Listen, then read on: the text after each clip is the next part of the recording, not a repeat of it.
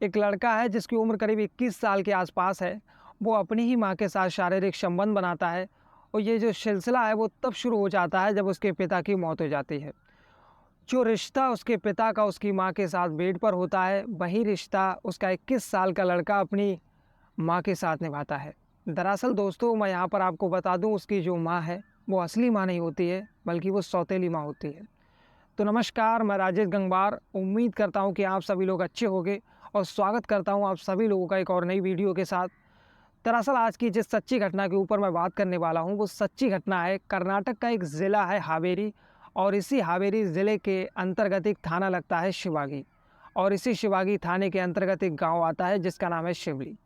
इसी गांव में अशोक कुमार नाम का एक लड़का रहता है। उसकी उम्र करीब 21 साल के आसपास है। उसके पिता की 1 साल पहले मौत हो चुकी है। दरअसल उसकी जो असली माँ होती है उसकी मौत तब हो गई थी जब अशोक कुमार करीब 10 साल का था।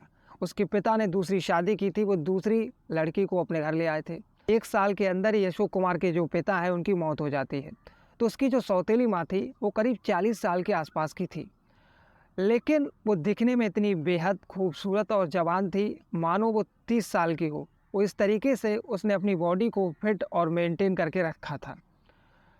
दरअसल अशोक कुमार के जब पिता की मौत हो गई तो उसने पास के ही मोहल्ले के लड़कों के साथ अवैध संबंध जो थे वो रखने शुरू कर दिए। अब जो अशोक कुमार था वो जोमेटो में फूड डिलीवरी बॉय के तौर पर काम किया करता था। इस बीच उसके घर में क्या होता है क्या नहीं होता है, इसकी जो जानकारी थी वो अशोक कुमार को नहीं थी। लेकिन एक दिन अचानक अशोक कुमार अपनी जॉब के लिए घर से निकलता है। वो आज जॉब करने के लिए घर से तो ज़रूर निकलता है, लेकिन आज वो थोड़ा घर जल्दी आ जाता है। आने के बाद वो अपनी माँ को घर में इधर उधर तलाशने लगता है। तलाशते तलाशते वो उस कमरे में जा पहुँचता है जिसके कमरे में उसकी जो माँ है वो सोती है। कब दरवाज़ा तो था वो बाहर से लगा हुआ था। वो दरवाजे को खटखटाने की कोशिश करता है, लेकिन जब कोई आवाज़ नहीं आती तभी वो कमरे के अंदर रोशनदान से झाँकने की कोशिश करता है। जैसे ही वो रोशनदान से अंदर की ओर झांकता है, जो अंदर का नज़ारा था उसे देखकर पूरी तरीके से उसके होश उड़ जाते हैं। दरअसल उसकी जो माँ है और 2 लड़के और नग्न अवस्था में एक बेड पर लेटे हुए थे।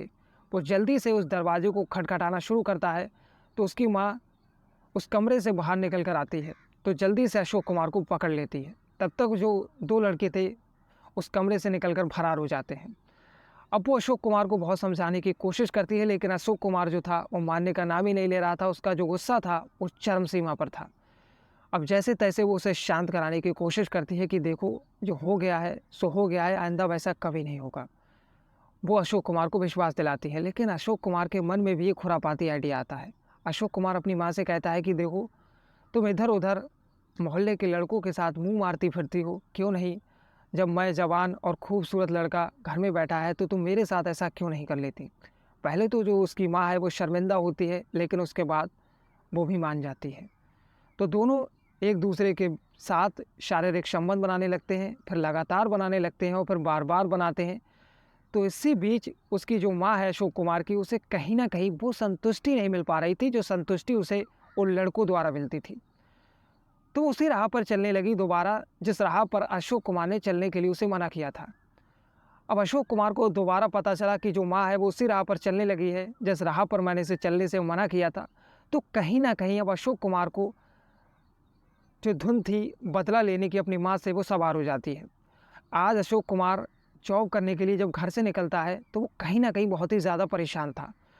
वो जैसे ही शाम को जब घर वापस लौट रहा था तो उसने 2 बोतलें शराब की खरीदी। पहली एक बोतल खुद पी गया और दूसरी बोतल घर लेकर आया और अपनी माँ से कहा, शराब पी लो। आधी बोतल उसने अपनी माँ को पिलाई और आधी बोतल खुद पी, और उसके बाद कहा कि हमें एक रिश्तेदारी में चलना है, जल्दी से तैयार हो जाओ, हमारी दावत है। और अपनी माँ को तैयार करके वो रिश्तेदारी के नाम से घर से निकला, और निकलने के बाद उसने जो गाड़ी का रुख था वो एक सुनसान जंगल की ओर मोड़ दिया। मोड़ने के बाद पहले उसने इधर देखा उधर देखा, जब उसे कोई आता जाता नहीं दिखाई दिया, पहले तो शारीरिक संबंध बनाए और उसके बाद जो साड़ी होती है उसी से अशोक कुमार ने अपनी माँ का गला घोंटकर हत्या कर दी, और हत्या करने के बाद वहाँ से फरार हो जाता है। अब जैसे ही सुबह हुई, सुबह के करीब 7-8 बज रहे थे, गाँव के जो लोग थे वो जंगल की ओर जा रहे थे, तभी किसी एक व्यक्ति की उस नग्न अवस्था में पड़ी अज्ञान युवती की लाश पर नजर पड़ती है। तो वो पूरी तरीके से भागता हुआ अपने गांव पहुंचता है, और गांव वाले आते हैं, तब जाकर पुलिस वालों को इत्तला किया जाता है। वहां पर पुलिस आती है आने के बाद जांच पड़ताल शुरू करती है और उस लाश को पोस्टमार्टम के लिए भेज दिया जाता है। तो पता चलता है वो जो लाश है वो अशोक कुमार की मां की है। अशोक कुमार को पुलिस स्टेशन पूछताछ के लिए जैसे ही बुलाया गया तो अशोक कुमार सवाल जवाब करने में कहीं ना कहीं अटक रहा था। तो पुलिस वालों को जब थोड़ा उस पर शक हुआ तब पुलिस वालों ने थोड़ी सख्ती के साथ उससे पूछताछ शुरू की। तो उसने पूरी जो कहानी है वो पुलिस वालों के सामने बयां कर दी। उसने कहा कि साहब, मेरे जो पिता हैं उनकी करीब 1 साल पहले मौत हो चुकी है। मेरी जो माँ है वो मोहल्ले के लड़कों के साथ ही अवैध संबंध रखने लगी थी, इसीलिए मैंने इससे कहा कि तुम दूसरे लड़कों के साथ अवैध संबंध क्यों बनाती हो, क्यों नहीं तुम मेरे साथ ऐसा कर लेती। इसीलिए जब ये नहीं मानी, ये दोबारा उसी रास्ते पर चलने लगी जिस रास्ते पर मैंने इसे मना किया था, इसलिए मैंने इसकी हत्या कर दी। पुलिस वालों ने फिलहाल उसे तो जेल भेज दिया।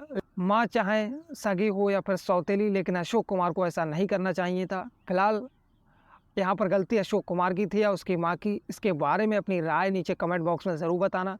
मिलते हैं आपको एक और नई सच्ची घटना के साथ, तब तक के लिए जय हिंद, जय भारत।